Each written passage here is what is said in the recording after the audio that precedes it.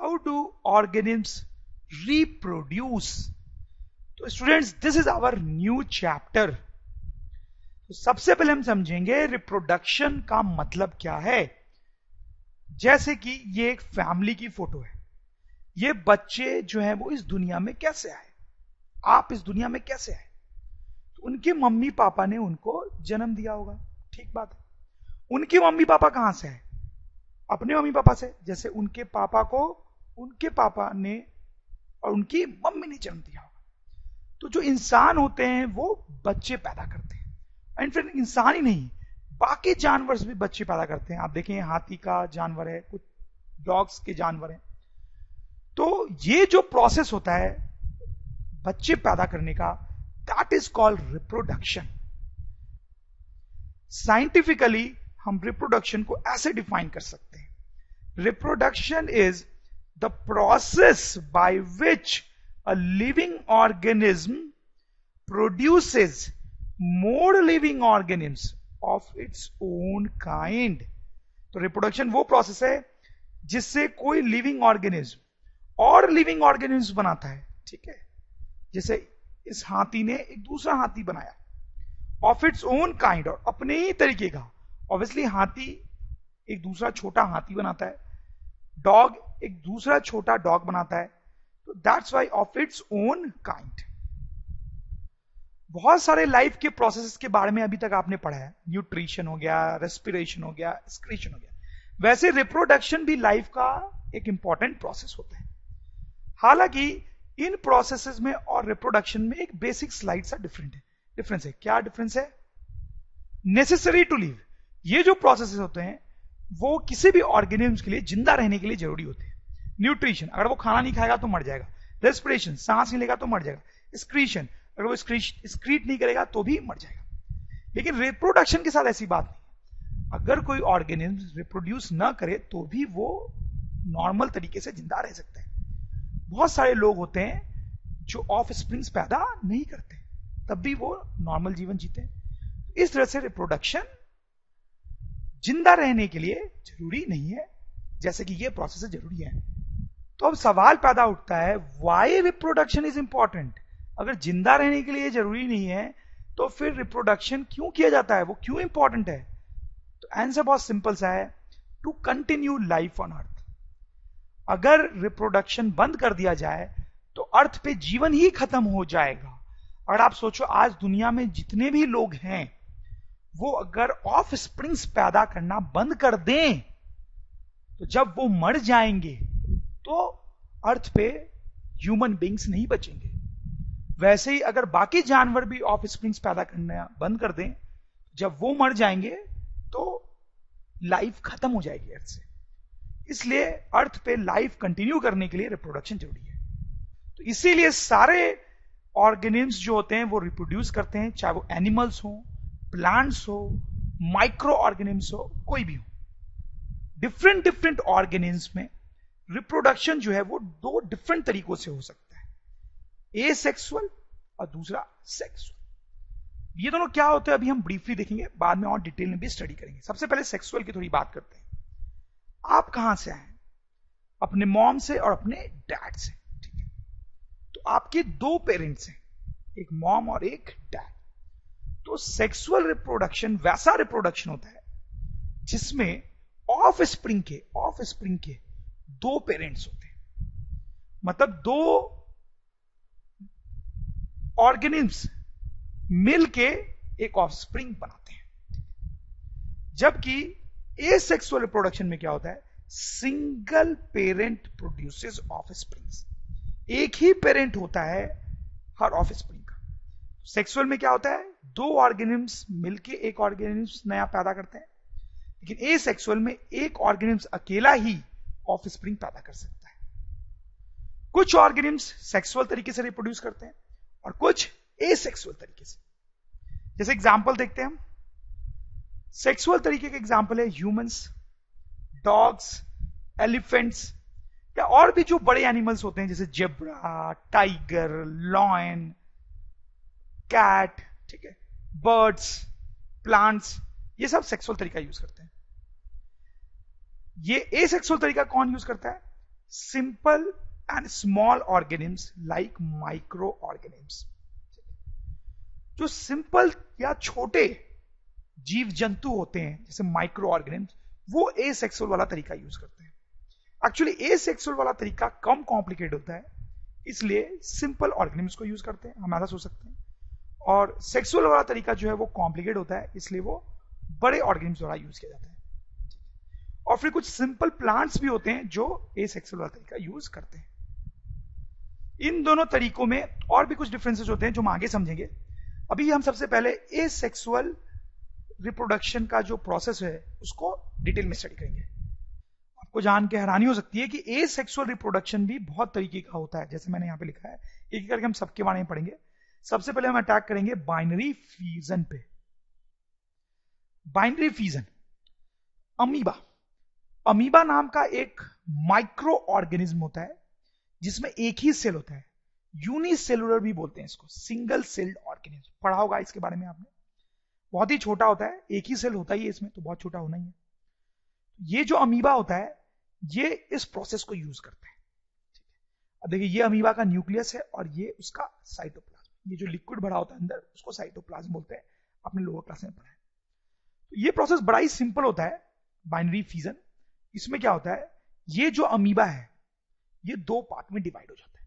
दो पार्ट में डिवाइड हो जाता है। कैसे डिवाइड हो जाता है देखते हैं जरा। अमीबा है यहां पे फुल्ली ग्रोन, खा पी के मस्त बड़ा हो चुका है ये अमीबा, एक ही सेल होता है इसमें। अब देखो ये डिवाइड हो रहा है, डिवाइड हो रहा है। देखिए अब इसका न्यूक्लियस थोड़ा सा डिवाइड हो गया है, यहां पे न्यूक्लियस पूरा डिवाइड हो गया है, पूरा डिवाइड हो गया। ठीक है, अब देखो, अब ये जो इनका साइटोप्लाज्म है अंदर का वो डिवाइड हो रहा है, डिवाइड हो रहा है और डिवाइड हुआ, यहां पे बिल्कुल डिवाइड हो सा ही गया है और फाइनली पूरी तरह से अलग हो गया। तो आप देखें, एक अमीबा था हमारे पास, वो टूट के फाइनली दो अमीबा बना देता है। इसको, इन दोनों को बोलते हैं डॉटर अमीबाई। अमीबाई जो होता है अमीबा का पुल्ल है। This process is called binary fusion. इस प्रोसेस में आप देख सकते हैं कि एक अमीबा टूट के दो न्यू ऑर्गेनिज्म बनाता है। इसको लिख भी सकते हैं हम, when amoeba is fully grown it divides. ठीक बात है। Firstly nucleus then cytoplasm. पहले न्यूक्लियस डिवाइड होता है और फिर साइटोप्लाज्म। अब देखिए, बाइनरी फ्यूजन का मतलब क्या है, इंग्लिश मीनिंग क्या है। बाइनरी का मतलब होता है टू और फ्यूजन का मतलब होता है डिवाइड। ठीक है, तो आपको समझ में आ गया होगा इस प्रोसेस का नाम बाइनरी डिवीजन क्यों रखा गया। तो बोल सकते हैं binary fusion is the process by which a single cell organism divides into two new organisms. Amoeba के अलावा जो ऑर्गेनिज्म्स ये प्रोसेस यूज करते हैं वो है पैरामेसियम, नाम थोड़ा कॉम्प्लिकेटेड है, लुस्मानिया, बैक्टीरिया, प्रोटोजोआ। ये सब जो होते हैं वो यूनिसेलुलर है। सिर्फ यूनिसेलुलर ऑर्गेनिज्म ही ये प्रोसेस यूज कर सकते हैं। जैसे अमीबा और लुस्मानिया के बारे में थोड़ी बात करते हैं। लुस्मानिया जो है वो ब्लैक अजार नाम की बीमारी फैलाता है। आपने इस बीमारी का नाम सुना होगा। यह अमीबा का स्ट्रक्चर है और यह है लुस्मानिया का स्ट्रक्चर। तो अमीबा का कोई भी वेल डिफाइंड स्ट्रक्चर नहीं होता है, ये आपने पहले ही पढ़ा होगा। नो डिफाइंड स्ट्रक्चर, इसका कोई स्ट्रक्चर नहीं होता है, ये अपना शेप चेंज कर सकता है। आपको उसके शेप में कोई सिमेट्री नहीं दिख रही होगी। लेकिन लुस्मानिया जो है, आप देखिए उसका से बिल्कुल ऑर्गेनाइज्ड है, ऑर्गेनाइज्ड स्ट्रक्चर। एक ऑर्गेनाइज्ड, एक वेल डिफाइंड शेप है, इसकी एक पूंछ टाइप की चीज है। तो आप शायद बहुत इजीली समझ पाएंगे कि जब ये अमीबा डिवाइड होता है तो इस लाइन के लॉन्ग भी डिवाइड हो सकता है, इस लाइन के लॉन्ग भी डिवाइड हो सकता है, इस लाइन के लॉन्ग भी डिवाइड हो सकता है, इस लाइन के लॉन्ग भी डिवाइड हो सकता है, किसी भी लाइन के लॉन्ग डिवाइड हो सकता है, कोई फर्क नहीं पड़ता। लेकिन ये जो है, क्या लगता है आपको, ये कैसे डिवाइड होता होगा? क्या ये ऐसे डिवाइड होता होगा, लगता है आपको? नहीं, ऐसे डिवाइड नहीं होता। ये इस तरह से कुछ डिवाइड होता है, ठीक है, इस तरह से सिमेट्रिकली। तो कुछ ऑर्गेनिज्म जो है वो किसी भी तरह से डिवाइड हो जाते हैं, लेकिन कुछ ऐसे होते हैं जो एक पर्टिकुलर टाइप से ही डिवाइड होते हैं। नेक्स्ट प्रोसेस है मल्टीपल फ्यूजन। नाम से आप समझ गए होंगे इसका क्या मतलब है। बाइनरी फ्यूजन जैसा ही होता है बट नाम है मल्टीपल। इसमें एक ऑर्गेनिज्म कई पार्ट्स में डिवाइड होता है। यूनिसेलुलर ऑर्गेनिज्म में होता है ये, जैसे कि मलेरियल पैरासाइट में, प्लाज्मोडियम में।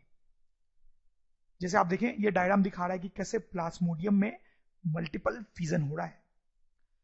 ये प्लाज्मोडियम है अंदर, जब ये डिवाइड होने वाला होता है तो उसके अराउंड एक कवर बन जाता है, उसके अराउंड एक कवर बन जाता है, जैसे कि आप ये देख सकते हैं कवर बन जाता है। अंदर प्लाज्मोडियम है, जब वो डिवाइड होने वाला था तो एक कवर बन जाता है। अब ये प्लाज्मोडियम देख सकते हैं डिफरेंट डिफरेंट पार्ट्स में डिवाइड हो गया है। डिवाइड होने के बाद वो कवर से बाहर निकल जाते हैं। तो पहले एक प्लाज्मोडियम थे, अब बहुत सारे। This is multiple fission.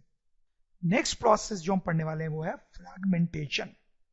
ये मल्टी सेलुलर ऑर्गेनिज्म में होता है, सिंगल सेल में नहीं, multi cellular organism having simple structure, जिनका स्ट्रक्चर बहुत ही सिंपल होता है। और मैं एग्जांपल दूं तो स्पाइरोगिरा इसमें होता है, स्पाइरोगिरा में। ठीक, ये उसका फोटो है। ये बेसिकली एक प्लांट होता है जो पानी में पाया जाता है। दूसरा एग्जांपल हो सकता है उसका सी एनिमोनी। ये एक एनिमल है जो कि वाटर में पाया जाता है। ये प्लांट है और ये एनिमल। ये प्रोसेस होता कैसे है? स्पिरोगिरा का एग्जांपल लेते हैं। ये एक स्पिरोगिरा है, तो क्या होता है, ये बीच से टूट जाता है और दो पार्ट में डिवाइड हो जाता है, जैसा कि आप देख सकते हैं। अब ये जो पार्ट है वो खुद ब खुद डेवलप हो जाएगा और एक नया ऑर्गेनिज्म बना लेगा। वैसे ये पार्ट भी डेवलप होकर एक पूरा नया ऑर्गेनिज्म बना लेगा। तो हम लिख सकते हैं divides into two parts, each part grows into two separate organism. सही है। अब कहीं ऐसा तो आपको नहीं लग रहा कि ये फ्रैगमेंटेशन जो है वो बाइनरी फिजन के जैसा ही है? ऐसा तो नहीं लग रहा आपको? बाइनरी फिजन में क्या होता है, एक ऑर्गेनिज्म होता है और दो ऑर्गेनिज्म में वो डिवाइड हो जाता है। देखा जाए तो कुछ कुछ वैसा ही हो रहा है यहां पे, बट ये दोनों एग्जैक्टली सेम नहीं है, अलग है। बाइनरी फिजन जो होता है वो यूनिसेलुलर में होता है, यूनिसेलुलर ऑर्गेनिज्म में होता है, जैसे कि मैंने आपको बताया था।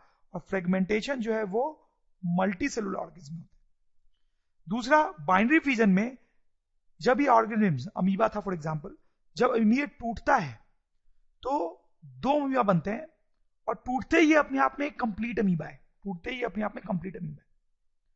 लेकिन यहां पर जब ये दो पार्ट में टूट रहा है तो ये पार्ट अभी कंप्लीट नहीं है, थोड़े टाइम में ये ग्रो करके एक कंप्लीट ऑर्गेनिज्म बना लेगा। वैसे थोड़े टाइम में ये ग्रो करके कंप्लीट ऑर्गेनिज्म बना लेगा। ये दूसरा डिफरेंस हो गया इन दोनों प्रोसेस में। Budding, simple multi cell organism. ये जो बडिंग है वो सिंपल मल्टी सेल ऑर्गेनिज्म में होता है, जैसे कि हाइड्रा में और यीस्ट में। तो हम पहले थोड़ी हाइड्रा की बात करते हैं। ये आप देखें, ये हाइड्रा है, बहुत ही छोटा ऑर्गेनिज्म होता है ये। इसके हेयर लाइक स्ट्रक्चर्स होते हैं इसमें, जिसको हम टेंटिकल्स बोलते हैं। अब देखें ये रिप्रोड्यूस कैसे करता है। जैसे आप यहां पे देखें, यहां पे जो सेल्स होंगे ना, इसमें यहां पे जो सेल्स होंगे वो डिवाइड होके बहुत सारे नए सेल्स बनाते हैं, जिससे ये प्रोजेक्शन बाहर की तरफ निकलता है और फिर सेल डिवीजन से ये ग्रो करके अपना साइज बढ़ाता है। देखिए इसको बर्ड बोलते हैं, टेक्निकली इसको बर्ड बोलते हैं। बहुत ही सिंपल प्रोसेस है। अब सेल, ये बर्ड में जो सेल्स हैं वो डिवाइड होते जाते हैं और नए सेल्स बनाते जाते हैं, जिससे बर्ड का साइज बढ़ता जाता है। और आप देखें ये ऑलमोस्ट एक नया हाइड्रा टाइप बन गया है यहां पे। जब ये ग्रो कर जाता है सफिशिएंट अमाउंट में तो यहां से कट हो जाता है। तो ये पुराना हाइड्रा तो रह ही जाता है हमारे पास और ये एक नया हाइड्रा बन गया। This is how reproduction happens in hydra. और इस प्रोसेस को हम बोलते हैं बडिंग। यीस्ट में भी ऐसे ही होता है। आप देखें ये यीस्ट है, बहुत छोटा होता है, माइक्रो ऑर्गेनिज्म है। अब देखिए इसमें कैसे ये बर्ड डेवलप हो गया है और जब ये बर्ड बड़ा हो जाता है तो ये अलग हो जाता है। Next method is regeneration. Simple multicell organism में होता है ये, जैसे कि प्लानेरिया में और हाइड्रा में। बहुत ही अमेजिंग टाइप का मेथड होता है, बड़ा इंटरेस्टिंग होता है ये। जैसे अगर हम प्लानेरिया की बात करें पहले, प्लानेरिया की, तो समहाउ अगर इसकी बॉडी छोटे छोटे टुकड़ों में बट जाती है, जैसे मान लो 3 पार्ट में कट जाता है, सब कुछ कैसे कट जाता है, कोई भी रीजन हो सकता है कटने का, कोई एक्सीडेंट हो गया या कुछ भी हो गया, उसी कारण में ये 3 पार्ट में कट गया। तो अब ये जो पार्ट है आप देखें, ये डेवलप होकर पूरा प्लानेरिया बना लेगा, ये पार्ट भी डेवलप होकर पूरी बॉडी बना लेगा, ये पार्ट भी डेवलप होकर पूरी बॉडी बना लेगा। This is called regeneration. नाम से भी आपको लग रहा होगा कि ऐसा ही कुछ होना चाहिए था, रीजेनरेशन। वैसे हाइड्रा का भी देख सकते हैं आप, जैसे ये हाइड्रा है, सपोज को हमने इसको 2 पार्ट में काट दिया, या किसी भी एक्सीडेंट के कारण ये 2 पार्ट में कट गया ऐसे, तो ये पार्ट जो है वो ग्रो के एक हाइड्रा बना लेगा, ये पार्ट जो है वो ग्रो के एक हाइड्रा बना लेगा, फिर ये दोनों पार्ट जो है वो इंडिविजुअली ग्रो करेंगे और बड़ा हाइड्रा बनाएंगे। तो ये है रीजनरेशन। लेकिन इसमें एक ध्यान देने वाली बात यह है, not really a process of reproduction. ध्यान दें आप, अगर सही मायने में देखा जाए तो रीजनरेशन जो है वो एक्चुअली रिप्रोडक्शन नहीं है, एक्चुअली रिप्रोडक्शन नहीं है। समझे आप, ये तो क्या है कि हाइड्रा अगर एक्सीडेंटली 2 पार्ट में कट जाता है तो वो नए हाइड्रास बना लेता है, ठीक। लेकिन अगर वो ना कटे तो एक्सीडेंटली कट गया ना यार, हमेशा कटेगा कोई जरूरी नहीं है, तो फिर तो नया हाइड्रा बनेगा ही नहीं और दुनिया से हाइड्रा हमेशा के लिए खत्म हो जाएगा, ठीक है। तो देखा जाए तो स्ट्रिक्टली रीजनरेशन जो है वो रिप्रोडक्शन नहीं है। हाइड्रा रिप्रोड्यूस तो एक्चुअली बडिंग से करता है, जो हमने पहले पढ़ा है। ये तो अलग बात हो गई कि हाइड्रा जब कट जाता है अगर किसी कारण से 2 पार्ट में या ज्यादा पार्ट्स में भी, तो वो हर पार्ट एक नया हाइड्रा में डेवलप हो जाता है। स्ट्रिक्ट सेंस में रीजनरेशन जो है वो रिप्रोडक्शन नहीं है। वही कहानी प्लैनेरिया के लिए भी है, वो तो एक्सीडेंटली कट गया यार तो वो डेवलप हो गया नया प्लैनेरिया में, बट रिप्रोडक्शन का तो उसका एक और कोई अलग मेथड होता होगा। और सवाल है हाउ रीजनरेशन हैपेंस। आप देख सकते हैं बड़ा इंटरेस्टिंग फिनोमेना है कि यार एक ऑर्गेनिज्म को काट दिया तो फिर वो रीग्रो कर गया, तो ये होता कैसे है। तो जैसे प्लैनेरिया की बात करते हैं उसके थ्रू मैं आपको समझाता हूं, ठीक है। तो सपोज करें ये पार्ट 1 बोल रहे हैं उसके बॉडी का, इसको बोल रहे हैं पार्ट 2 उसके बॉडी का, और इसको बोल रहे हैं पार्ट 3 उसके बॉडी का। तो अब क्या होता है कि हर पार्ट में जो सेल्स होते हैं वो थोड़े डिफरेंट टाइप के होते हैं। मतलब इस पार्ट में जो सेल होंगे वो अलग टाइप के होंगे, इस पार्ट में जो सेल है वो अलग टाइप के होंगे, इस पार्ट में जो सेल है वो अलग टाइप के होंगे। लिख सकते हैं हम इसको different type of cells in all parts. अब हमने इसको काट दिया तो फर्स्ट पार्ट पे कंसिडर करते हैं, फर्स्ट पार्ट पे, ठीक है। तो अब देखो इसमें जो सेल्स होते हैं वो डिवाइड होके नए सेल्स बनाते हैं, नए सेल्स बनाते हैं। Cells in part 1 divide to form new cells. अभी ये जो न्यू सेल्स बनते हैं ना वो वैसे होते हैं जैसे कि पार्ट 1 में थे। अब क्या होगा, अब ये जो नए सेल्स है वो अपना स्ट्रक्चर चेंज करते हैं ताकि वो वैसे सेल्स बनाए जैसे पार्ट 2 या पार्ट 3 में थे। New cells change their structures to form part 2 and part 3। समझ में आ गई होगी आपको कहानी। इसमें जो सेल्स थे वो डिवाइड होकर नए सेल्स बनाते हैं, फिर वो नए सेल्स अपना स्ट्रक्चर चेंज करते हैं। ये बड़ा इंपॉर्टेंट स्टेप होता है, ये अपना स्ट्रक्चर चेंज करते हैं ताकि पार्ट 2 और पार्ट 3 बन सके, और उस तरह से एक पूरा ऑर्गेनिज्म बन जाता है।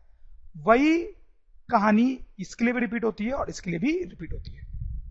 ओके, अब नेक्स्ट पॉइंट है कि regeneration does not happen in complex organism. Complex organism जो होते हैं उसमें रीजनरेशन का प्रोसेस नहीं होता है। ये बड़ी सिंपल सी बात है कि सपोज करो ये डॉग है, ये कॉम्प्लेक्स बड़ा ऑर्गेनिज्म है, इसको आपने बीच से काट दिया तो क्या ये वाला पार्ट एक नया कुत्ता बना लेगा और ये नया कुत्ता बना लेगा? बिल्कुल भी नहीं होता है ऐसा। तो कॉम्प्लेक्स ऑर्गेनिज्म में रीजनरेशन नहीं होता है। देखिए क्या होता है कि ऐसे कॉम्प्लेक्स ऑर्गेनिज्म में बहुत सारे सेल्स मिलके एक टिश्यू बनाते हैं, बहुत सारे टिश्यूज मिलके एक ऑर्गन बनाते हैं और बहुत सारे ऑर्गन्स बनाते हैं, जैसे ब्रेन, हार्ट, लंग्स, स्टमक। तो इनका स्ट्रक्चर जो है वो बहुत कॉम्प्लिकेटेड होता है, जबकि सिंपल ऑर्गेनिज्म में इतने ऑर्गन्स वगैरह नहीं होते हैं, सिंपल स्ट्रक्चर होते हैं। तो आप सपोज करो डॉग को आपने यहां पे काट दिया, तो डॉग का ब्रेन यहां पे है और सपोज करो उसका स्टमक यहां पे। तो अब आपने जब काट दिया तो ये जो स्टमक वाले सेल हैं, इसमें जो सेल्स होते हैं स्टमक वाले, उनके पास ऐसी प्रॉपर्टी नहीं होती है कि वो ब्रेन जैसे सेल्स बना ले और कुत्ता डेवलप हो जाए। वैसे यहां पे ब्रेन के जो सेल्स होंगे उसके पास ऐसी प्रॉपर्टी नहीं होगी कि वो स्टमक जैसे सेल्स बना के पूरा डॉग कंप्लीट कर सके। तो हम लिख सकते हैं cells in one cut part do not have the property to make cells of other organs. इसलिए कॉम्प्लेक्स ऑर्गेनिज्म में रीजनरेशन नहीं होता है। तो मैं आपको याद दिला दूं, हम एसेक्सुअल रिप्रोडक्शन के डिफरेंट मोड्स पढ़ रहे हैं। तो उसका अब अगला मोड है वेजिटेटिव प्रोपगेशन। तो जैसा नाम से आपको लग रहा होगा, ये मोस्टली प्लांट्स में होता है। अब देखिए, नॉर्मली प्लांट्स को उगाने का तरीका क्या होता है? सीड्स, ठीक है। नॉर्मली हमें कोई प्लांट उगाना होता है तो उसका सीड लाके सॉइल में लगाते हैं, उस सीड से प्लांट उगता है। बट बहुत सारे ऐसे प्लांट्स होते हैं जिनको उगाने के लिए सीड्स की जरूरत नहीं होती है। उनके रूट्स के कटे हुए पार्ट्स या फ्रूट्स या स्टेम या लीव्स को अगर सॉइल में लगा दिया जाए तो उससे भी एक नया प्लांट उग जाता है। जैसे मैं आपको एग्जांपल देता हूं, मनी प्लांट आपने घर में जरूर लगाया होगा, ये सोच के कि आपके घर में बहुत मनी होगा। एनीवेज, तो ये मनी प्लांट कैसे उगाते हैं लोग? कई बार कहीं पे मनी प्लांट होता है, उसका एक स्टेम या डंडी तोड़ के ले आते हैं और उसको लगा देते हैं, धीरे धीरे ये एक प्लांट में ग्रो कर जाता है। रोज के साथ भी आपने ऐसा किया होगा, रोज के प्लांट से एक स्टेम काट के हम सॉइल में लगा देते हैं तो एक नया रोज प्लांट उगाता है। पोटैटो, अगर कोई पोटैटो बहुत पुराना हो जाता है तो आपने देखा होगा उससे ऐसे स्ट्रक्चर्स निकल जाते हैं जिसको हम बर्ड्स बोलते हैं। इस पोटैटो को अगर जमीन में गाड़ दिया जाए तो ये बर्ड जो है वो नए पोटैटो प्लांट में ग्रो कर जाएगा। वैसे एक पेड़ होता है ब्रायोफाइलम, उसके लीव्स में ऐसे छोटे छोटे बर्ड्स उगाते हैं, ठीक है, जो कि नए प्लांट्स में ग्रो कर सकते हैं। तो ये सब एग्जांपल है वेजिटेटिव प्रोपागेशन के, जहां सीड के बिना ही हम ग्रो कर रहे हैं प्लांट को through their roots, fruits, stem या लीव्स। जैसे मैं आपको एक और एग्जांपल देता हूं। आपने ऐसा कई बार देखा होगा कि कोई बंजर टाइप की सी जमीन है, बारिश होने के बाद उसमें अच्छी खासी ग्रास उगाती है या कुछ प्लांट्स भी उगाते हैं। ऐसा कैसे होता है? तो क्या होता है कि ये जो बंजर सी जमीन आपको दिख रही है, इससे पुराने पेड़ों के या ग्रास के स्टेम्स पड़े रहते हैं इधर उधर, ठीक है, पुराने पेड़ या फिर ग्रास के स्टेम्स पड़े होते हैं। फिर जब बारिश होती है, ठीक है, तो फेवरेबल कंडीशन आ जाता है और उस फेवरेबल कंडीशन में ये जो स्टेम्स हैं वो ग्रो करके प्लांट या ग्रास बना लेते हैं। ये भी एग्जांपल है वेजिटेटिव प्रोपगेशन का। ये कुछ और प्लांट्स हैं जो इस तरह का प्रोसेस यूज करते हैं रिप्रोडक्शन के लिए, जैसे सुगर केन हो गया, ग्रेप्स, बनाना, ऑरेंज, जैस्मिन। अब देखिए आप यहां पर इस एग्जांपल में जो वेजिटेटिव प्रोपगेशन हो रहा है वो नेचुरल है, ठीक है, वो अपने आप हो रहा है, उसमें कोई आदमी नहीं करवा रहा है इसको। लेकिन आप देखिए मनी प्लांट का केस देखें या फिर रोज का केस देखें, इसमें स्टेम हम काट के लगा रहे हैं, इसमें भी स्टेम हम काट के लगा रहे हैं। तो यहां पर जो वेजिटेटिव प्रोपगेशन है उसको हम बोलेंगे आर्टिफिशियल। तो जब हम आर्टिफिशियली वेजिटेटिव प्रोपगेशन करते हैं जब उसको, तो 3 तरीके से कर सकते हैं: कटिंग, लेयरिंग एंड ग्राफ्टिंग। ये तीनों तरीके क्या होते हैं हम देखेंगे।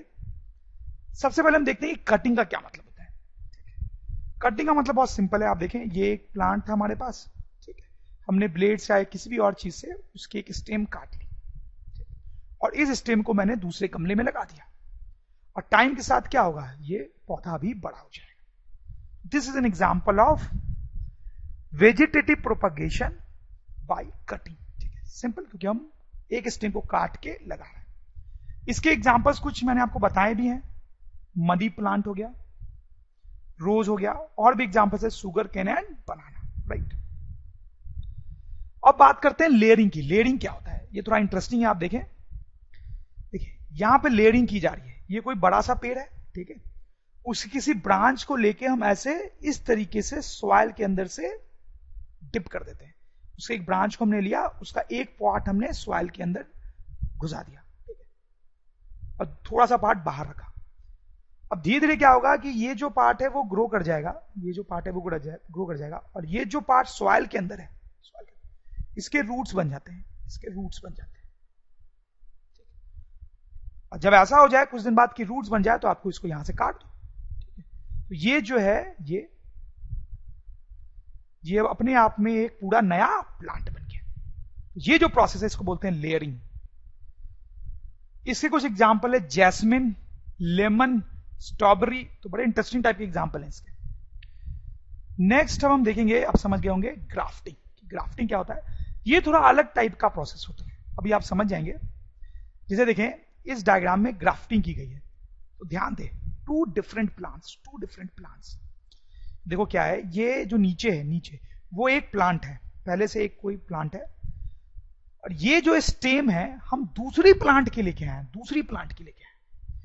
ये एक प्लांट के स्टेम है और ये हम दूसरे प्लांट के स्टेम लेके आए, और दोनों को यहां पे बहुत टाइटली हमने बांध दिया है आपस में, ठीक। अब क्या होता है कि अब ये दोनों प्लांट जो ग्रो करते हैं, तो आप समझ रहे होंगे उस रिजल्टेंट प्लांट में इसकी भी प्रॉपर्टी होती है और इसकी भी प्रॉपर्टी होती है, ठीक है। तो हम लिख सकते हैं the resultant plant has mixed properties of both plants. तो ऐसा जो प्रोसेस होता है वो कई बार इसलिए यूज किया जाता है ताकि हमें एक और बेटर प्लांट मिले जिसमें दोनों प्लांट्स की अच्छी प्रॉपर्टीज हों, ठीक है। एडवांटेजेस ऑफ वेजिटेटिव प्रोपगेशन, ठीक है। तो जैसे आपने मनी प्लांट लगाया, उसका स्टेम काट के लगाया, तो जब आपने लगाया उसको तब ऑलरेडी वो कुछ बड़ा था, अब वो धीरे धीरे और बड़ा हो जाएगा, आपका प्लांट बढ़ता जाएगा। लेकिन सपोज करो आप ट्रेडिशनल तरीका यूज करते कि सॉइल में आपने एक सीड लगाया मनी प्लांट का, तो इस तरीके से क्या होगा, अब कुछ दिन बाद ये जो सीड है वो फूटेगा, उससे प्लांट छोटा सा निकलेगा, फिर वो छोटा सा प्लांट धीरे धीरे बड़ा होगा, ठीक है। सो पता है कौन से प्रोसेस में आपको जल्दी बड़ा प्लांट मिलेगा, ऑब्वियसली इसमें, ठीक है। तो वेजिटेटिव प्रोपगेशन का ये एडवांटेज होता है कि उससे प्लांट जल्दी बड़ा हो जाता है, लेकिन अगर हम सीड का यूज कर रहे हैं तो ज्यादा टाइम लगता है। तो हम लिख सकते हैं एडवांटेज क्या है, plant grows in lesser time, सही बात है। दूसरा एडवांटेज मैं आपको बताता हूं, जैसे सपोज आप स्ट्रॉबेरी उगाना चाहते हो, ठीक है, तो अगर आप सीड्स लोगे स्ट्रॉबेरी के बहुत सारे, तो हर सीड से अलग अलग प्लांट निकलेगा, ठीक है। और वो जो अलग अलग प्लांट्स होंगे उनकी प्रॉपर्टीज थोड़ी सी तो अलग होगी ही होगी, ठीक है। हो सकता है इन सब से जो स्ट्रॉबेरीज आए, ठीक है, उनका टेस्ट में थोड़ा थोड़ा अंतर हो या कलर में थोड़ा थोड़ा अंतर हो। लेकिन आप अगर वेजिटेटिव प्रोपगेशन का यूज कर रहे हो तो आप क्या कर रहे होगे, आपके पास ऑलरेडी एक एग्जिस्टिंग प्लांट होगा, उसी से आप दूसरा प्लांट बना रहे होगे। तो अब ये जो दूसरा प्लांट बनेगा ना, उसकी जो प्रॉपर्टीज हैं वो पहले वाले प्लांट जैसे ही होंगी, तो इससे जो स्ट्रॉबेरी बनेगी उसका टेस्ट और कलर ओरिजिनल स्ट्रॉबेरी के जैसा ही होगा, ठीक है। तो दूसरा एडवांटेज हमारा ये हो गया, new grown plants are very similar to original plants. आज हम पढ़ेंगे how do organisms reproduce. This is the continuation of my lecture 1। आज हम इस लेक्चर में पढ़ेंगे sexual reproduction in plants and in humans, और लास्ट में हम पढ़ेंगे प्यूबर्टी और मेंस्ट्रुएशन के बारे में। आइए स्टार्ट करते हैं। सबसे पहले सेक्सुअल रिप्रोडक्शन इन प्लांट्स। ये टॉपिक पढ़ने से पहले फ्रेंड्स, सेक्सुअल रिप्रोडक्शन है क्या? जिस रिप्रोडक्शन में 2 पेरेंट्स इन्वॉल्व होते हैं हम उसको कहते हैं सेक्सुअल रिप्रोडक्शन। अब पढ़ते हैं सेक्सुअल रिप्रोडक्शन इन प्लांट्स। जो फ्लावर होता है वो प्लांट का रिप्रोडक्टिव ऑर्गन होता है फ्रेंड्स। जो फ्लावर है वो एक मॉडिफाइड लीफ है जो स्पेशल, जिसके अंदर बहुत ही स्पेशल ऑर्गन्स होते हैं जो रिप्रोडक्शन में अपना पार्ट लेते हैं। अब इसमें हम पढ़ेंगे एक फ्लावर के स्ट्रक्चर के बारे में और उसमें फर्टिलाइजेशन कैसे होती है। ये फ्रेंड्स फ्लावर का स्ट्रक्चर है।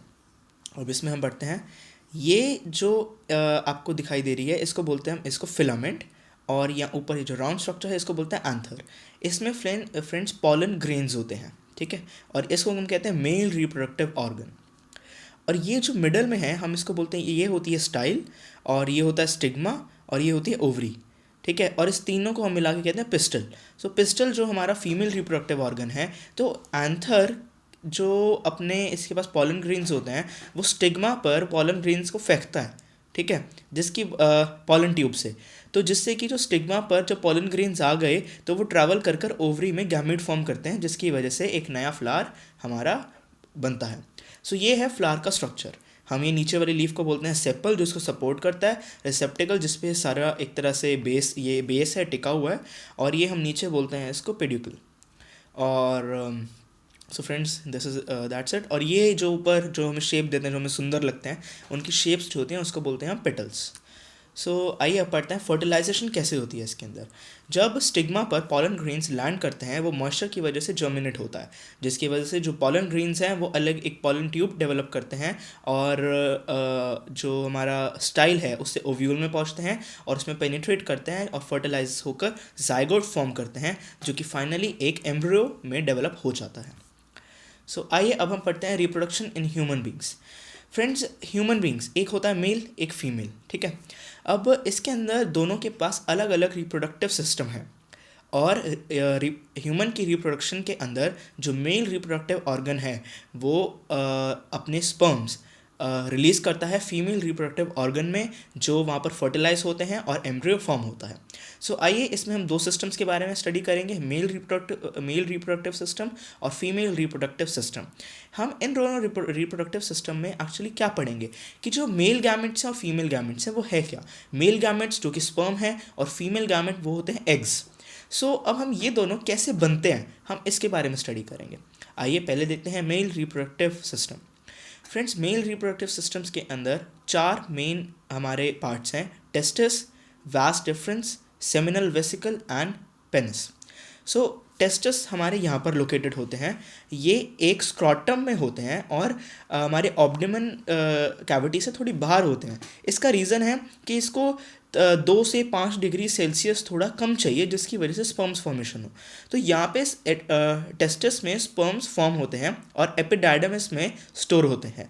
जब इनकी ज़रूरत होती है तब ये इस वास डिफरेंस, इस लॉन्ग ट्यूब से, इसको बोलते हैं वास डिफरेंस, यहाँ से ट्रैवल करते हैं और यहाँ पर ये सेमिनल वेसिकल पोस्ट्रेट ग्लैंड्स से कुछ फ्लूइड्स कलेक्ट करते हैं, जिससे कि उसको नरिशमेंट प्रोवाइड होती है और इसके ज़रिए ये जो हमारा यूरेथ्रा है इसके ज़रिए ट्रैवल कर पेनिस से जो पेनिस ओपनिंग है वहाँ से रिलीज़ होते हैं।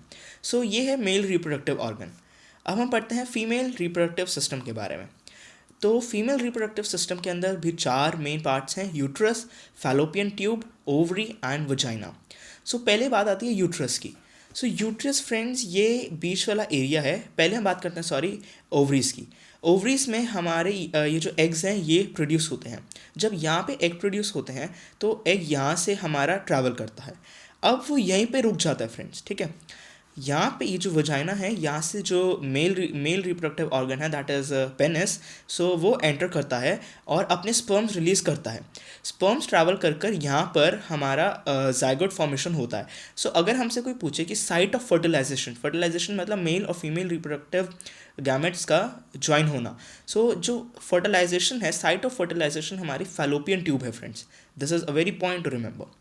सो अब यहाँ पर हमारी फर्टिलाइजेशन हो गई तो यहाँ पे जो हमारा वॉर्म बनेगा, जो जाइगोट बनेगा, उससे यहाँ पे हमारा यूट्रस में हमारा जो एम्ब्रियो है वो डेवलप होगा। अब हम पढ़ते हैं सबसे पहले प्यूबर्टी के बारे में। फ्रेंड्स, जो प्यूबर्टी है वो एक पीरियड को रेफर करता है जिसमें हमारी बॉडी सेक्सुअली मैच्योर होती है। उस पूरे पीरियड को हम कहते हैं प्यूबर्टी। ये यूजुअली 10 to 11 ईयर्स से स्टार्ट होती है गर्ल्स में और बॉयज़ में होती है 12 to 13 ईयर्स। गर्ल्स में थोड़ी पहले होती है। सो इसमें फ्रेंड्स हमारी बॉडी जो है वो सेक्सुअली मैच्योर होती है। जैसे कि बॉयज़ में हमारा जो फेशियल हेयर्स डेवलप होते हैं और प्यूबिक हेयर्स डेवलप होते हैं, हमारी हाइट इंक्रीज़ होती है, वॉइस हमारी बहुत ही ब्रॉड हो जाती है, हमारी जो बॉडी है वो भी ब्रॉड हो जाती है, मसल्स डेवलप होती हैं। सो जो वॉइस है वो हमारी थोड़ी क्रैक भी होनी स्टार्ट हो जाती है। सो ये सब चेंजेस आते हैं बॉयज़ में। और गर्ल्स में चेंजेस आते हैं फ्रेंड्स, जैसे कि मैमरी ग्लैंड्स डेवलप होते हैं और हेयर्स डेवलप होते हैं लेग्स पे भी, प्यूबिक रीजन में भी और नियर द आर्मपिट्स। सो ये सब चेंजेस होते हैं हमारे गर्ल्स में। सो ये जो इन चेंजेस होते हैं हम इनको कहते हैं सेक्सुअल चेंजेस। मतलब कि जैसे कि जो हमारे टाइम टू टाइम हमारी टीन एज में आते हैं। सो इस पीरियड को हम डिफाइन करते हैं प्यूबर्टी से। अब बात करते हैं जिसके बारे में मैंने आपको उधर फीमेल रिप्रोडक्टिव सिस्टम में बताया था, मेंस्ट्रुएशन। फ्रेंड्स, ये क्या होता है कि जब जैसे कि हमने देखा था कि यहाँ पे 2 ओवरीज हैं, एक ये ओवरी ये है, एक ओवरी ये है। तो हर ओवरी एक मंथ में एक एग रिलीज़ करती है। अगर फर्स्ट मंथ में ये वाली ओवरी एग रिलीज़ करती है तो नेक्स्ट मंथ ये वाली करेगी। सो फ्रेंड्स, जब ये ओवरीज एग रिलीज़ करती हैं, ये जो यूट्रस की वॉल है ये हमारी प्रिपेयर होती है फर्टिलाइजेशन के लिए। सो अगर फर्टिलाइजेशन हो जाती है तो ठीक है, फिर या वहाँ पे वॉर्म बन जाता है, ज़ाइगोट बन जाता है और वो एम्ब्रियो में डेवलप हो जाता है। अगर जब ये यूट्रस की वॉल डेवलप होती है कि फर्टिलाइजेशन हो सकता है, तब ये थोड़ी थिक हो जाती है और इसके अंदर ब्लड कैपिलरीज फिल हो जाती हैं। सो अगर फर्टिलाइजेशन नहीं हुआ तो फिर ये जो ब्लड कैपिलरीज हैं ये शट ऑफ कर जाती हैं, जिससे कि वजाइना से ब्लड लाइक फ्लूइड जिसमें ब्लड कैपिलरीज होती हैं वो हमारी रिलीज़ हो जाती हैं। फ्रेंड्स, एक पॉइंट इसमें बहुत इंपॉर्टेंट है कि जो मेंस्ट्रुअल फ्लो होता है, यानी कि जो ब्लड कैपिलरीज हमारी फ्लो करती हैं, उसके अंदर एग होता है या नहीं होता, ये बहुत बड़ा क्वेश्चन है। अब फ्रेंड्स, इसका आंसर है कि उसमें एग नहीं होता। जो एग है वो यहाँ तक हमारा पहुँचता है और 1 या 2 दिन में वो एग मर जाता है। जो मेंस्ट्रुअल फ्लो है उसके अंदर से ब्लड कैपिलरीज होती हैं, म्यूकस होता है, उसके अंदर एग नहीं होता। सो अगर मेंस्ट्रुएशन को हम कैसे डिफाइन करते हैं कि the whole sequence of events during a ovulation cycle is called menstrual cycle. इसके अंदर जो ब्लीडिंग है वो कुछ दिन तक होती है, उसको कहते हैं मेंस्ट्रुएशन। जो फर्स्ट मेंस्ट्रुअल फ्लो होता है जो कि 11-12 की एज के आसपास होता है, उसको हम कहते हैं मेनार्क, और जो लास्ट होता है वो होता है अराउंड 40s की एज में, उसको हम कहते हैं menopause. So I hope friends it was clear to you. For any doubts you can contact me. All the best.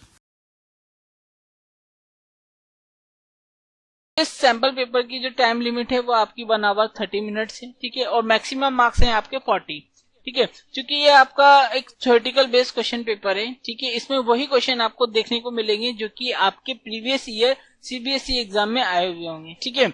और इसमें जो है आपको क्या है, इसके बाद आप जनरल इंस्ट्रक्शन देख सकते हैं। जनरल इंस्ट्रक्शन में आपको जो है आपके सैंपल पेपर का जो पैटर्न है वो आपको पता लगेगा कि कौन सा क्वेश्चन कितने मार्क्स को कैरी करता है, उसके बारे में पता पड़ेगा। जैसे क्वेश्चन नंबर 1 to लेके 6 आपके 1 मार्क्स कैरी करते हैं, ठीक है। क्वेश्चन नंबर 7 to लेके 11 तक आपके जो है 2 मार्क्स के क्वेश्चन है। क्वेश्चन नंबर 12 से लेके आपके 14 तक आपके 3 मार्क्स के क्वेश्चन है। क्वेश्चन नंबर 15 to 17 आपके 5 मार्क्स के क्वेश्चन है। इनके जो आंसर है अकॉर्डिंग टू मार्क्स जो है रहेंगे, यानी उनकी वर्ड लिमिट जो रहेगी वो आपकी मार्क्स के अकॉर्डिंग रहेगी, ठीक है। तो इसके लिए आपको एक आंसर शीट प्रोवाइड की जाती है। आंसर शीट की तरफ अपन देखते हैं स्टूडेंट, ये आपकी आंसर शीट है, ठीक है। इस आंसर शीट में आप देख सकते हैं कि मैंने आंसर के साथ क्वेश्चन को क्रॉप करके अटैच कर रखा है, ताकि जब अपन इन क्वेश्चंस को डिस्कस करें तो क्वेश्चन के साथ आंसर भी देखें, जिससे आपको और अच्छे से समझ में आए। इसके अलावा आप ये नोटिस कर सकते हैं कि मैंने यहाँ पे मार्किंग भी लिख रखी है, 1 मार्क 1 मार्क 1 मार्क, ठीक है। ये मैंने आपको समझाने के लिए कि किसी क्वेश्चन के कितने आंसर लिखने पे आपको कितना मार्क्स मिलेगा उसके बारे में बताया, जिससे आपको थोड़ा क्वेश्चन अटेम्प्ट करना भी आना चाहिए कि कितना पोर्शन आंसर का कितना अटेम्प्ट किया जाए, कितने मार्क्स आप स्कोर कर पाएंगे, ठीक है।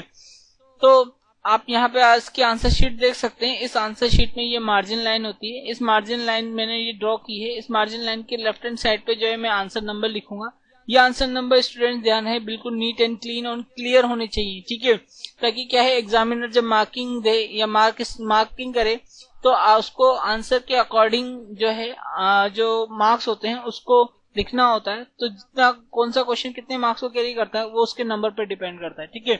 तो आप आंसर नंबर जो है बिल्कुल सही लिखें, और इस आंसर जो आपकी मार्जिन लाइन है इसकी राइट हैंड साइड तरफ आपका आंसर रीजन होता है, यहाँ पे आपको आंसर लिखने होते हैं, ठीक है। इसके अलावा अगर आपकी कोई मिस्टेक हो जाती है या स्पेलिंग रॉन्ग हो जाती है तो आप उस पर सिंपल सी एक लाइन ड्रॉ करके उस वर्ड को काट लें, और जहां पे भी स्पेस अवेलेबल हो आप जो है उस पर्टिकुलर वर्ड को या पूरे सेंटेंस को आप वहां लिख सकते हैं, ठीक है। और आपको ओवर राइटिंग किसी भी वर्ड के साथ नहीं लिखनी होती है। आपको कुछ भी अगर वर्ड दोबारा लिखना है तो उस रॉन्ग वर्ड को एक सिंगल लाइन से कट कर दें और दूसरा नया वर्ड लिख दें, ठीक है। इससे क्या एग्जामिनर को और अच्छे से समझ में आता है और अच्छे से आपकी जो है मार्किंग करता है वो, और क्या है आपको जो है आपकी answer sheet neat and clean रहती है, ठीक है। तो इस तरह से आपका ये आंसर शीट है। तो चलिए स्टूडेंट्स अब अपना सैंपल पेपर अपन स्टार्ट करते हैं। अपन 1 by 1 क्वेश्चन को अटेम्प्ट करेंगे, ठीक है। क्वेश्चन को पढ़ेंगे और उनके आंसर को देखेंगे, ठीक है, कि किस तरह से आंसर अटेम्प्ट किया जाता है और किसी क्वेश्चन का आंसर करा जाता है, ठीक है। तो अपन बात करते हैं क्वेश्चन नंबर 1 की। क्वेश्चन नंबर 1 जो है आपका 1 मार्क्स कैरी करता है। 1 मार्क्स में क्वेश्चन का आंसर जो होता है ज्यादा से ज्यादा 1 वर्ड या फिर 1 सेंटेंस में होना चाहिए, ठीक है। तो क्वेश्चन है आपका, name the type of reason carried out by amoeba. यानी अमीबा में जो रिप्रोडक्शन के लिए जो फिजन होता है वो किस टाइप का होता है, उसका नाम आपको बताना है। आंसर है बाइनरी फिजन। ठीक है, बाइनरी फिजन, क्योंकि अमीबा जो होता है दो पार्ट में डिवाइड हो जाता है जब वो अपना रिप्रोडक्शन करता है। ठीक है, तो बाइनरी फिजन होता है ये। ठीक है, तो इसका अपन नाम लिख चुके हैं, तो आंसर के लिए आपको 1 मार्क्स जो असाइन किए थे वो आपको मिल जाएंगे। अपन बात करते हैं क्वेश्चन नंबर 2 की। क्वेश्चन नंबर 2 भी आपको 1 मार्क्स कैरी करता है। क्वेश्चन है आपका, what is vegetative propagation. Vegetative propagation क्या होता है ये आपको बताना है। When new plants are grown by using vegetative part like root, stem and leaves, it is known as vegetative propagation. ठीक है, अगर कोई नया प्लांट अगर वो ग्रो करता है किसी प्लांट्स के वेजिटेटिव पार्ट से, जैसे कि वेजिटेटिव पार्ट्स रूट है, स्टेम है, लीव्स है, अगर वो इनसे अपना नया रिप्रोडक्शन या न्यू प्लांट को ग्रो करता है तो इस टाइप के प्रोपागेशन को बोलते हैं अपन वेजिटेटिव प्रोपागेशन। ठीक है, तो इस तरह से आपका क्वेश्चन नंबर 2 का आंसर कंप्लीट होता है और 1 मार्क्स सन की गए थे वो मिल जाएंगे। अपन क्वेश्चन नंबर 3 की बात करते हैं। क्वेश्चन नंबर 3 क्या है, name an organism which reproduce by multiple fission. ठीक है, आपको एक ऐसे ऑर्गेनिज्म का नाम बताना है जो कि मल्टीपल फिजन की मदद से रिप्रोड्यूस करता है या रिप्रोडक्शन करता है। ठीक है, तो आंसर है आपका प्लाज्मोडियम एक ऐसा ऑर्गेनिज्म है जो इसमें मल्टीपल फिजन होता है और वो रिप्रोडक्शन करता है। अब मलेरिया पैरासाइट्स होते हैं वो भी क्या होते हैं आपके, मतलब प्लाज्मोडियम जो मलेरिया पैरासाइट होते हैं ये आपका मल्टीपल फिजन करते हैं। ठीक है, तो इस तरह से आपका 1 मार्क्स मिल जाएगा इस क्वेश्चन के आंसर के लिए। क्वेश्चन नंबर 4 की बात करते हैं। What is puberty. पुबर्टी क्या होती है आपको बताना है। Answer the age. पुबर्टी एक एज होती है एट विच जिस पर the human males and females become sexually mature is called puberty. इसमें क्या होता है, मेल, ह्यूमन मेल और फीमेल ये दोनों क्या होते हैं, सेक्सुअली मैच्योर होते हैं इस एज पर। ठीक है, इसको क्या बोलते हैं, पुबर्टी बोलते हैं। ठीक है, तो इसलिए आंसर कंप्लीट होता है और 1 मार्क्स जो असाइन किए गए थे वो आपको मिल जाएंगे। ठीक है, अब अपन बात करते हैं क्वेश्चन नंबर 5 की। क्वेश्चन नंबर 5 भी आपको 1 मार्क्स कैरी करता है। क्वेश्चन है आपका, what is gestation period. Gestation period क्या होता है। आंसर है the time period from the development of foetus inside the uterus till birth. ठीक है, यानी यूट्रस में फोइटस का डेवलपमेंट से लेके बर्थ तक का जो पीरियड होता है वो आपका होता है इस कॉल्ड गेस्टेशन पीरियड कहलाता है। ठीक है, तो अपन आंसर कर चुके हैं क्वेश्चन नंबर 5 के, तो इसके लिए 1 मार्क्स जो असाइन किए थे वो मिल जाएंगे। अब हम लोग स्टूडेंट्स क्वेश्चन नंबर 6 की बात करेंगे। क्वेश्चन नंबर 6 जो है आपका 1 मार्क्स कैरी करता है। ठीक है, अपन क्वेश्चन पढ़ते हैं फिर आंसर देखेंगे। क्वेश्चन है आपका, नेम द पार्ट, आपको उस पार्ट का नाम बताना है where sperms are formed in males body. ठीक है, जो कि मेल्स की बॉडी के अंदर आपके स्पर्म फॉर्म होते हैं उस पार्ट का आपको नाम बताना है। ठीक है, and eggs are formed in females body. ठीक है, और फीमेल्स बॉडी में जहां पे एग्स फॉर्म होते हैं उस पार्ट का आपको नाम बताना है। ठीक है, तो आंसर है sperms are produce in testis. ठीक है, जो स्पर्म्स जो प्रोड्यूस होते हैं वो टेस्टिस होते हैं जो कि आपकी मेल्स बॉडी में होते हैं। And eggs are produce in ovary. ठीक है, और जो एग्स प्रोड्यूस होते हैं वो ओवेरी में प्रोड्यूस होते हैं जो कि किसमें होती है, आपकी फीमेल्स बॉडी में। ठीक है, तो इस तरह से आपका क्वेश्चन नंबर 6 कंप्लीट होता है और इसके लिए जो 1 मार्क्स असाइन किए थे वो आपको मिल जाएंगे। अब अपन बात करेंगे क्वेश्चन नंबर 7 की। क्वेश्चन नंबर 7 जो है आपका 2 मार्क्स कैरी करता है। ठीक है, अपन क्वेश्चन पढ़ते हैं फिर उसका आंसर देखेंगे। ठीक है, क्वेश्चन है आपका, नेम दोस पार्ट, आपको उन पार्टों के नाम बताने ऑफ द फ्लावर्स, फ्लावर्स के उन पार्टों के नाम बताने which serve the same function, जो कि सेम फंक्शन सर्व करते हैं as the following do in the animal, जो कि आपके एनिमल्स के अंदर परफॉर्म होते हैं। ठीक है, यानी ये आपके 4 ऑर्गन्स है, testis, ovary, eggs and sperm. ठीक है, ये जो फंक्शन परफॉर्म करते हैं वैसे ही फंक्शन आपके फ्लावर के कौन से पार्ट परफॉर्म करते हैं उनको आपको नाम देना है। ठीक है, फर्स्ट है जैसे आपका टेस्टिस। टेस्टिस जो फंक्शन परफॉर्म करता है वो फ्लावर्स के अंदर स्टेमिन जो पार्ट है वो आपका परफॉर्म करता है एज इट इज। ठीक है, सेम फंक्शन परफॉर्म करता है। ओवेरी जो कि आपका एनिमल्स के अंदर होता है। ठीक है, ऑर्गन जो फंक्शन परफॉर्म करता है वो फ्लावर्स के अंदर कार्पेल परफॉर्म करता है। ठीक है, एग जो है आपका एग्स, वो जो आपके फंक्शन परफॉर्म करते हैं एज इट इज फ्लावर के अंदर ओव्यूल परफॉर्म करते हैं फंक्शन। ठीक है, स्पर्म जो कि आपके एनिमल के अंदर जो ऑर्गन्स होता है या एनिमल्स के अंदर जो फंक्शन परफॉर्म करता है स्पर्म, वो आपका फ्लावर्स के अंदर पोलन ग्रेन परफॉर्म करता है। ठीक है, तो इस तरह से आपका क्वेश्चन नंबर 7 जो है कंप्लीट होता है और इसके लिए जो 2 मार्क्स साइन किए गए थे वो आपको मिल जाएंगे। आई होप सो आपको क्वेश्चन समझ में आए होंगे। अब अपन बात करते हैं क्वेश्चन नंबर 8 की। क्वेश्चन नंबर 8 क्या है? Mention any 2 function of human ovary.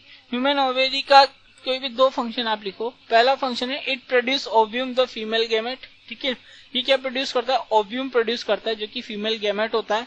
Second है इट सिक्रेट्स हार्मोन एस्ट्रोगन, और ये क्या सिक्रेट करता है? एस्ट्रोगन सिक्रेट करता है। ठीक है, तो ये दोनों फंक्शन कंप्लीट होते हैं। आई होप से स्टूडेंट्स आपको समझ में आएगा। तो इसके लिए 2 मार्क्स जो असाइन किए गए थे वो आपको मिल जाएंगे। ठीक है, क्वेश्चन नंबर 9 क्या है? Define menstruation. डिफाइन मेंस्ट्रुएशन, आपको मेंस्ट्रुएशन डिफाइन करना है। ठीक है, the break down and removal of the inner thick and soft lining of uterus along with its blood vessel in the form of vaginal bleeding is called menstruation। ठीक है, यानी uterus की जो आपकी इनर थिक और soft लिगनिंग होती है उसका टूट जाना और बाहर निकल जाना, किसके साथ? ब्लड वेसल्स के साथ। इस किसकी फॉर्म में? वेजाइनल ब्लीडिंग की फॉर्म में। इसको क्या बोलते हैं? मेंस्ट्रुएशन बोलते हैं। ठीक है, आई होप सो आप स्टूडेंट समझ गए होंगे कि ये फीमेल्स में जनरली होता है। ठीक है, मंथ में एक बार होता है, जैसा कि आप वीडियोस में देख चुके होंगे। ठीक है, इसके लिए आपको 2 मार्क्स जो असाइन किए थे वो आपको मिल गए हैं। अब हम लोग स्टूडेंट्स क्वेश्चन नंबर 10 की बात करेंगे। क्वेश्चन नंबर 10 आपका 2 मार्क्स कैरी करता है। पहले अपन क्वेश्चन पढ़ते हैं, फिर उसका आंसर देखते हैं। ठीक है, क्वेश्चन है आपको what is the importation of DNA कॉपिंग in reproduction. ठीक है, रिप्रोडक्शन प्रोसेस में डीएनए कॉपिंग का जो इम्पोर्टेशन होता है, इम्पोर्टेशन मतलब होता है आयात करना कहलाता है इसका मतलब, लेकिन यहाँ पे जो मीनिंग है वो डीएनए कॉपिंग का जो चले जाना होता है ऑफ स्प्रिंग के अंदर, पेरेंट्स से जो डीएनए कॉपिंग होकर ऑफ स्प्रिंग में जाते हैं उनका जो चले जाना होता है वो क्या होता है वो आपको बताना है। ठीक है, यानी क्वेश्चन है आपका रिप्रोडक्शन में डीएनए कॉपिंग का ऑफ स्प्रिंग में चले जाना जो होता है वो क्या होता है वो आपको आंसर करना है। ठीक है, आंसर है DNA copying helps to pass on the parental body features to offsprings. ठीक है, यानी डीएनए कॉपिंग किस में हेल्प करता है? ताकि आपकी जो पेरेंशियल बॉडी होती है उनके कुछ फीचर्स या ट्रेड्स या कैरेक्टर्स जो होते हैं वो ऑफ स्प्रिंग में चले जाते हैं। ठीक है, इट प्रोड्यूस वेरिएशन, इससे क्या प्रोड्यूस होता है? ये आपका क्या प्रोड्यूस करते हैं? वेरिएशन प्रोड्यूस करते हैं। ठीक है, यानी डीएनए कॉपिंग जो होता है ऑफ स्प्रिंग के अंदर वेरिएशन प्रोड्यूस करता है, which are useful for the survival of the species over time. ठीक है, जो कि किस में हेल्प करता है? ताकि जो आपकी जो स्पीसीज होती है यानी जो प्रजातियां होती है उनका अस्तित्व बनाए रखने के लिए, लंबे टाइम तक अस्तित्व बनाए रखने के लिए उनके लिए बहुत यूजफुल होते हैं ये वेरिएशन। ठीक है, तो डीएनए कॉपिंग जो होता है रिप्रोडक्शन प्रोसेस में जो पेरेंशियल से आपके ऑफ स्प्रिंग में चले जाते हैं उनकी वजह से आपके वेरिएशन प्रोड्यूस होते हैं, और ये वेरिएशन इतने यूजफुल होते हैं ताकि वो प्रजातियों का अस्तित्व लंबे टाइम तक बनाए रखते हैं। ठीक है, तो इस तरह से आपका क्वेश्चन नंबर 10 कंप्लीट होता है और इसके आंसर के लिए आपको जो 2 मार्क्स असाइन किए गए थे वो आपको मिल जाएंगे। I hope so student